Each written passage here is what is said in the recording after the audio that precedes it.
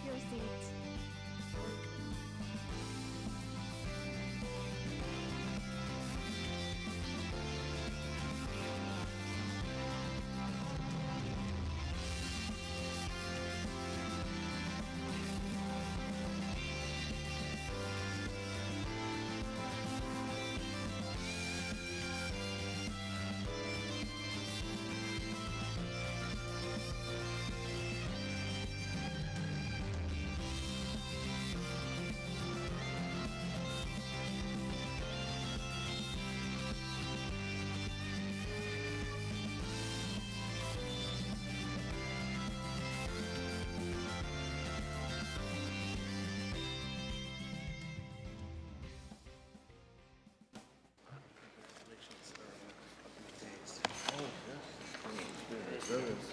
Good afternoon, everybody. It's Friday afternoon, so it must be President Marcos of the Philippines. Well, welcome to the Chamber, Mr. President. It's a pleasure and an honor to have you and so many senior officials with you. We appreciated your generosity with your time, not just today, but at the event at the Blair House in May last year and at UNGA in September. Also want to thank and recognize Ambassador Romualdez and his team with whom we have such a tremendous partnership. You know, Ambassador Babe is a great friend of the business community and really appreciate all your support and good work. Also want to thank our partner in crime, the U.S. ASEAN Business Council, and Ambassador Ted Osius. Thank you for all the work you do. Want to recognize others around the room, including Ambassador Mary Kay Carlson, who is on the shuttle from Manila to D.C. these days. We really appreciate at the Chamber the emphasis that the U.S. government has placed on the Philippines. Security issues obviously have been a big part of that conversation, but you know, just the fact that Secretary Raimondo led what we saw as a very useful trip last month to Manila, and you know, a couple of weeks prior to that, you know, having her and others here at the Chamber for a discussion about Philippine opportunities, trade and investment opportunities has been really quite positive. We want to encourage more of these activities, which are important in highlighting, you know, not just the terrific partnership that exists between the United States and the Philippines, but the obvious opportunities for greater integration, greater activity. You know, the U.S. has traditionally been one of the largest, if not the largest foreign investor in the Philippines. With you know, with the reform process further moving forward, we're anticipating greater opportunities and greater investment. Trade is a little different. You know, we haven't seen the huge burgeoning of impact that we expected to see as a result of the trade frictions with China. We haven't seen the increase in trade activity with the Philippines that we have expected to see. But I think no doubt, given the reform process, that will change. The untapped potential is tremendous. And for those of us who have been part of and watched the U.S.-Philippine relationship for many years, the fact that we have not got a more robust partnership is a bit of a head scratcher. So lots to do and very encouraging conversations this week and encouraging conversations that are taking place. Next month in Manila, the U.S. ASEAN Business Council and the Chamber will be present for the Indo-Pacific Business Forum, and we look forward to seeing those of you that are able to attend. A good opportunity. Let me turn to a couple of our key sponsors and members of this august group. Let me start with Marcus Jadot, Vice President at Google. Thanks so much. Good afternoon, Mr. President, your distinguished delegation It's an honor to be with you this afternoon and an honor to help to welcome you and your team to Washington. I'm Marcus Jadot. I'm Vice President and Global Head of Cloud Government and Public Policy at Google. Google's very proud to have been a part of the investment story in Philippines now since 2013. And obviously that is just over a decade, but a long time in terms of our history at Google, a 25-year-old company. We're very proud of the jobs that we've created and the opportunities that we have created across our products from search to Google Maps, YouTube, and Android. Very proud of your presence, Mr. President, on our YouTube platform as well. We've also focused on growing our presence and investment in the Philippines, working closely with Filipino businesses and the public sector in their digital transformation journey through Google Cloud, Google Ads, and more recently with our largest and most capable AI model, Gemini. We're deeply encouraged by the flourishing relationship between the U.S. And the Philippines. Charles mentioned the recent trade mission led by Secretary Raimondo. We were very honored to be a part of that mission recently. As we enter an era of AI, the AI era, which is powered by cloud computing and digital infrastructure, a technology-positive regulatory framework and national policies that champion technology that are focused on fortifying the public sector and promoting investment is critical.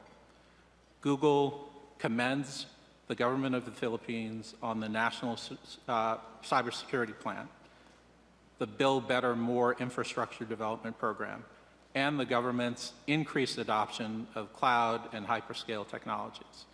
We're proud to work with DICT to provide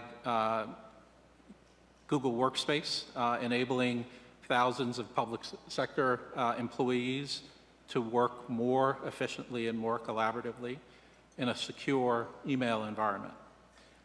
Workspace for Education has also been a critical contributor to the education of millions of Filipino students and supporting teachers, especially during the pandemic. Earlier this year, Mr. President, Google's cybersecurity experts notified your government of threat actors attempting to infiltrate government systems. Through intelligence sharing like this and cybersecurity upskilling efforts with the department, we hope to be a key partner in implementing the National Cybersecurity Plan. This year, we look forward to new policies from the Government Procurement Policy Board to enable faster, more efficient, and cost-effective ways for government agencies to adopt better and more secure cloud technologies. Mr. President, we very much look forward to working with you and your team to realize your digitalization mandate.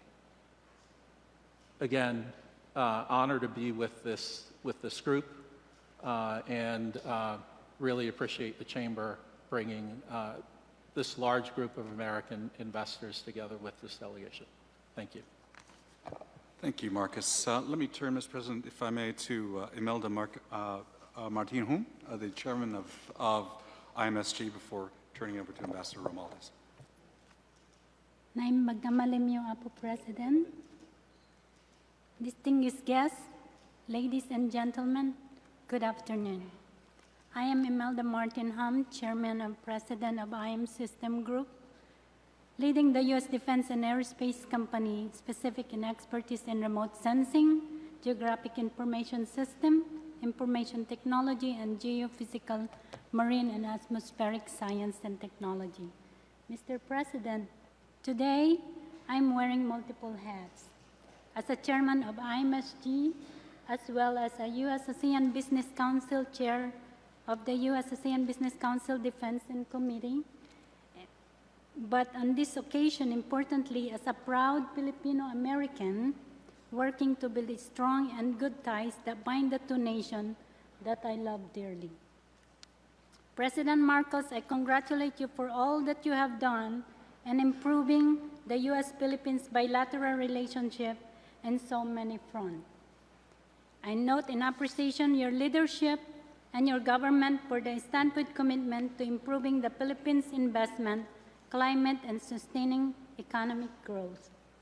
Your commitment to attracting investment through economic reform, such as amendment to the Public Service Act, the Foreign Investment Act, and the retail trade, it is this reform along the infrastructure program that is doing business by removing barriers while sending the message of the strong dedication to fostering economic expansion. On behalf of the American private sector, I thank you for being our champion. In your presidency, the Philippines becomes Southeast Asia's fastest growing economy, driven by consumption, service, and investment expansion. Now, in 2024, Philippines has vibrant economy, strategic location, and pro-business policies, and such the country growth potential is undeniable. And this is the key reason why IMSG, under my leadership, is committed to investing in the Philippines. In my heart, I believe that combining American capital and technology with the driven and innovative Philippines workforce is a recipe to sustain success. In other words, Mr. President, count on us. We are all in. I hope a note and the wholehearted endorsement from me inspire other leading American companies to follow suit. By the way, when the FDI start flowing, I won't expect a commission, but maybe you can invite me for a tea at Malacanang Palace next time I come to Manila. Your presidential advance team was kind enough to offer me an opportunity to introduce you this afternoon, but I thought there is no other place in this room to carry out the honor to my dear friend, Ambassador Babe Romualdez, the finest diplomats and tireless advocate in the Philippines in Washington, D.C. And no, Mr. President, he didn't pay me to say that. Ambassador Romualdez, thank you truly deeply for all you do, and importantly, for the kindness you have shown me and my late husband, Vance Hom, the founder of IMSG, and the IMSG family. Ambassador, the floor is yours, but plus a minute to Mr. President, Agyamanak, and Diyos te kumuyog kenka. Maraming salamat po. Thank you. Thank you. Thank you very much, Melda, for that.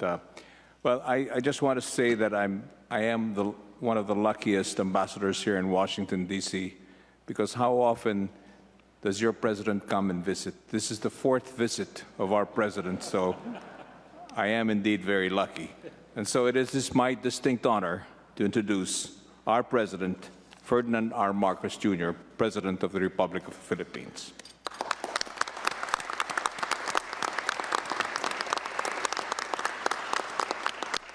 Thank you very much, Ambassador Babe Romualdez.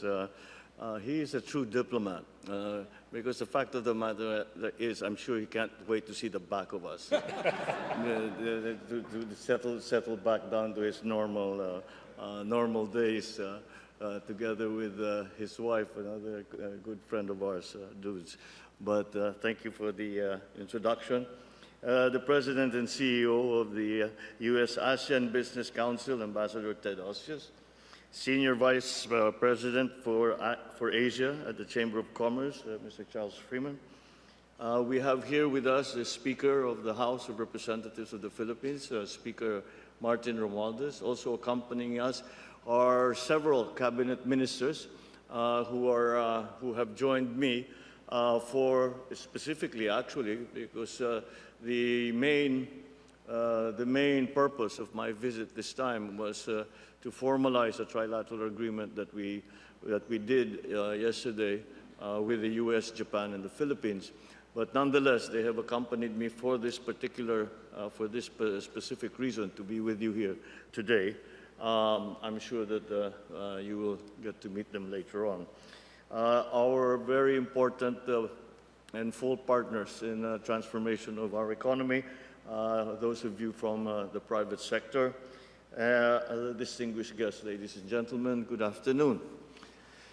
Allow me to express my gratitude for the notable participation of all of those who have been part of organizing this business forum. So these have been very important for the Philippines, and we have taken the Philippines on a roadshow in the past 2 years, and this has been very productive for us, and so we are very happy, and we thank all those who have been part of the who have played a part in organizing this business forum here today. Of course, we must also once again speak to our private sector partners. I'm accompanied by some of the most prominent business leaders from the Philippines. And I'm going to, again, I think we will be, during our discussions, you will be getting to meet them all. Once again, we are here today to discuss what are the possibilities and what are the options on the continuing transformation of our economy in the Philippines. And we are continuing that transformation with the help of all not only the government, but the entire nation. And that is why we have come to you once again to be part of this very important business forum. We just recently hosted Commerce Secretary Gina Raimundo, who led the first of its kind presidential trade and investment mission to the Philippines last March 11 and 12. Secretary Raimundo brought 22 prominent U.S. companies engaged in air logistics, tourism, IT, BPM, financial services, ICT, infrastructure, and clean and renewable energy, the areas that we have chosen to prioritize and to focus on. And during the press conference after our meeting with Secretary Raimundo, she announced that these companies would invest at least $1 billion US worth of projects that will create educational and career opportunities for Filipinos. Secretary Raimundo emphasized President Biden's endorsement of our foreign and our economic policies. They no longer, in the very interconnected world that we are in now, they no longer can be separated, foreign policy and economic policy. So that is why I mentioned them together as one complements the other.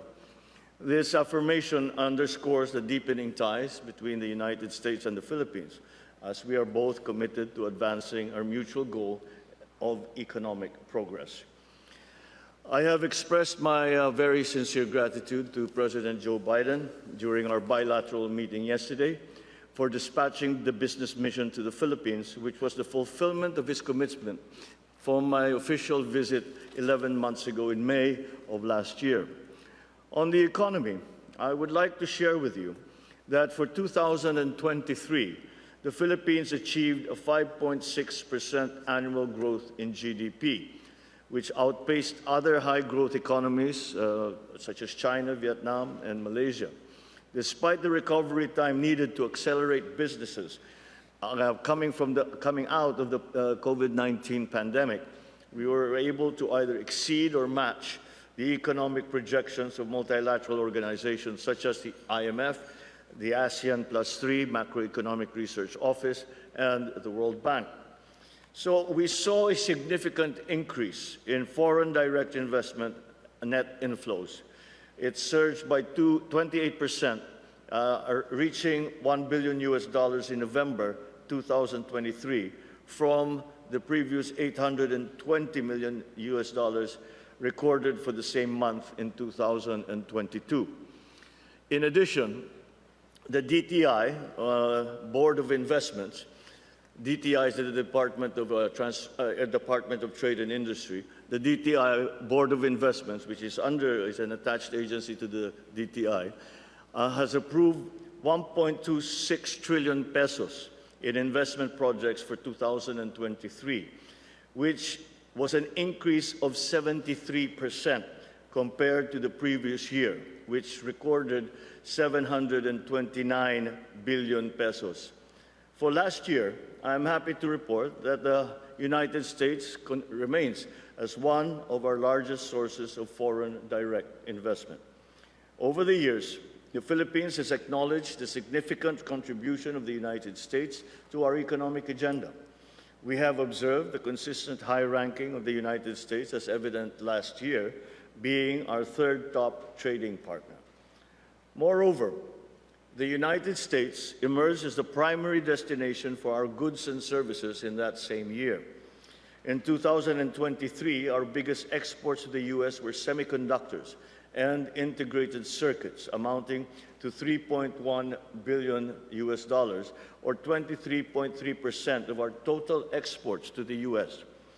The Philippines is a major part of the U.S. semiconductor and IC design supply chain, and we are seeing expansions by U.S. companies in the Philippines in this sector. So with the assistance from the U.S. government through the International Technology Security and Innovation Fund, managed by the U.S. State Department, we can achieve our goal of producing 128,000 semiconductor engineers and technicians by 2028, as demanded by the industry. So with this collaboration, the Philippines will be able to support the U.S. semiconductor industry, not only in assembly, testing, and packaging, but also in other segments of the supply chain, such as in microchip design and in research and development. Breakthrough policy reforms have been introduced to open businesses to more foreign participation. And I cite some key legislations, such as the Public Service Act, the Retail Trade Liberalization Act, the Foreign Investments Act, and the IRR, Internal Rules and Regulations, of the Renewable Energy Act. These key legislations and policy reforms have opened the sectors of manufacturing, transportation, telecommunication, shipping, renewable energy such as wind, solar, tidal, nuclear, and the retail sector to foreign investors. In our commitment to facilitate investments, I issued Executive Order number 18, which established the Green Lanes for strategic investment. The objective of the Green Lanes is to streamline processes and permitting to create an environment where businesses can set up and expand with ease. The government offices handling the Green Lanes initiatives are under the Philippines Department of Trade and Industry, being led by Secretary Fred Pascual, who is with us here today. There he is, the gentleman with his hair wasn't white when he first came into government, but I think we gave him a little too much work since he joined us. As of today, the DTI, BOI, Board of Investments, has greenlit 59 projects worth 1.9 trillion pesos. Notably, 1.4 trillion pesos worth of Green Lane projects were approved in the first quarter of this year alone. So out of these projects, 51 fall under the renewable sector, with investments amounting to 15 trillion pesos. The remaining projects span digital manufacturing, infrastructure, and food security sectors. My visit to Washington this time is primarily for the trilateral meeting with Japanese Prime Minister Kishida Fumio and US President Joe Biden. I am quite happy to share that the trilateral meeting has opened promising opportunities across several areas such as greater maritime domain awareness and Coast Guard cooperation, sustainable critical infrastructure, semiconductor supply chain, digital transformation, and energy security through harnessing renewables. Together with my counterparts, I strongly support the vision of a peaceful, stable, and prosperous Indo-Pacific region. The three countries are dedicated to pursuing breakthrough initiatives in the region. This was formalized through our joint vision statement, encompassing the focus areas for our trilateral cooperation. I am happy to briefly share with you the things to look forward to in relation to this partnership which we formalized yesterday. On the economic front, the three nations have joined forces to inaugurate what we now call the Luzon Economic Corridor under the Partnership for Global Infrastructure and Investment.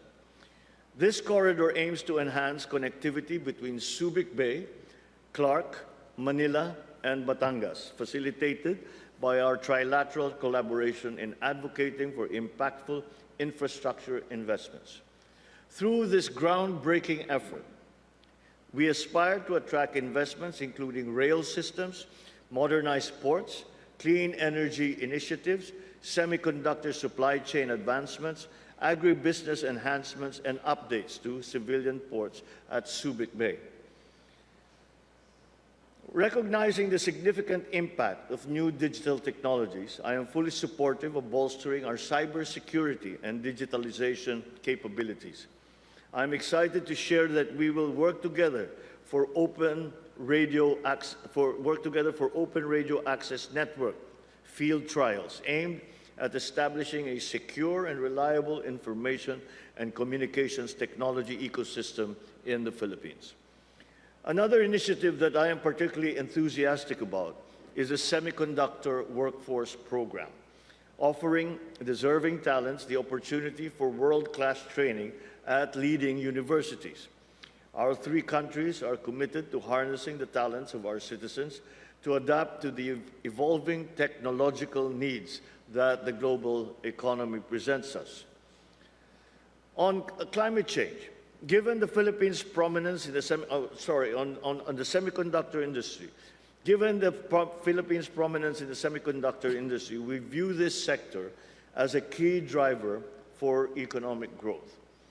With the trilateral cooperation with US and Japan, I am confident that the Philippines will maintain its capabilities in the semiconductor industry and will have opportunities to enhance the skills of our talent pool. Responding to the urgent need to reduce greenhouse gas emissions by 2035, the Philippines is exploring partnerships with both countries to incorporate nuclear energy into that mix. This transition is expected to support industries and promote sustainable economies in our countries. Our future with the US will be sustained not only through security and defense alliances, which is ironclad, but also through economic integration. For this reason, we appeal to the US Congress to fast-track the reauthorization of the US GSP program, which has benefited beneficiary countries such as the Philippines. On the other hand, the Philippines is also a major market for US products, and in 2021, based on data from the US Department of Agriculture, the Philippines is the 8th largest market for US agricultural exports and the top market in Southeast Asia. In 2021, the Philippines also imported around $3.5 billion worth of agricultural goods from the United States. Given such, it is no surprise that US agriculture and food exporters are advocating lower tariffs and expanded market access for their products in the Philippines. There is a demand from both the U.S. and the Philippines private sector for engagement in a bilateral free trade agreement between our two countries. The benefits for concluding an FTA together with a critical minerals agreement between both our countries will be transformative and will create new jobs, strengthen supply chains, establish new businesses, and upskill our workforce. The renewed alliance between the Philippines and the United States also underpins close people-to-people ties. The mutual understanding and admiration of both our peoples for each other, anchored on our own unique yet familiar cultures, binds us ever deeper. To further bridge our countries and connect our industries, the Philippines will continue to open its skies. Following the successful launch of United Airlines direct flight from San Francisco to Manila, Philippine Airlines will soon fly from Seattle directly to Manila. We expect more direct connections as we continue linking our countries closer across the seas. On the 6th Indo-Pacific Business Forum, which is upcoming in Manila, I would like to express that the Philippines' eagerness to welcome delegates from the United States participating in the 6th Indo-Pacific Business Forum, which is scheduled in Manila for May of this year. As the next co-host for this prestigious business forum, following Japan's hosting last year, it is a strong testament to the partnership between the Philippines, the United States, and Japan. This event will bring together approximately 500 business leaders, project developers, government officials, and financing sources to discuss topics such as infrastructure, supply chain resilience, critical minerals, clean energy, the digital economy, emerging technologies, and inclusive trade. The IPBF is a great opportunity for our country to showcase what we have to offer as your potential partner in business ventures. We hope to present to you that the Philippines is open and is ready for business. In every business meeting that Secretary Pascual and I have attended with U.S. companies, the partnership with the United States has over and over again proven invaluable. As our foremost export market and a crucial trading and investment ally, our ties with the U.S. yield substantial mutual advantages for both our nations. Ambassador Romualdez has also said that the Philippines and the U.S. relations are currently at its peak, and I agree. But I believe that we can do even better. We would like to sustain the momentum of this close relationship and translate it into more business, more jobs, and a better future for mutually beneficial effects for both our countries. Thank you all very much. Thank you for your continuing interest in the Philippines. And good afternoon to you all.